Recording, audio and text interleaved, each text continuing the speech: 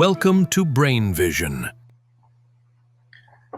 At steady state, the input power all goes into heating the water.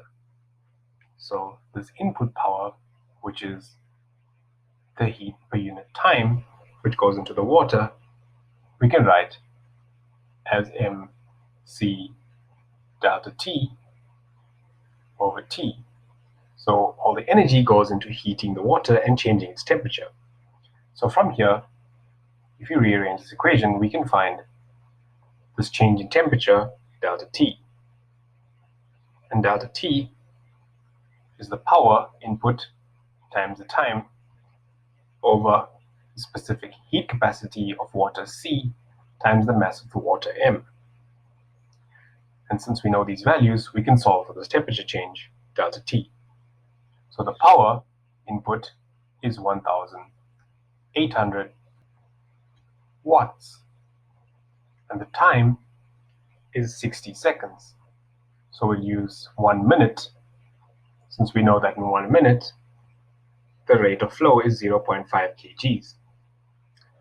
The specific heat of water, C, is 4,190 joules per kg Kelvin. And the mass of the water in 1 minute is 0.5 kg. So if we do this calculation, we get that delta T is equal to 51.6 Kelvin.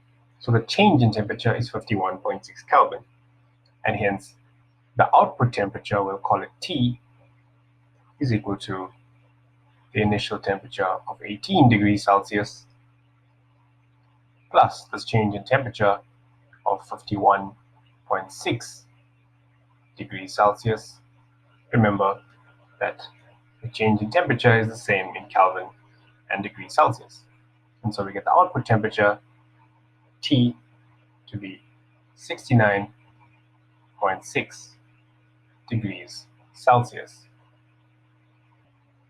For part B, we know that at steady state, the temperature of the apparatus is constant, and hence the apparatus will neither remove heat from nor add heat to the system.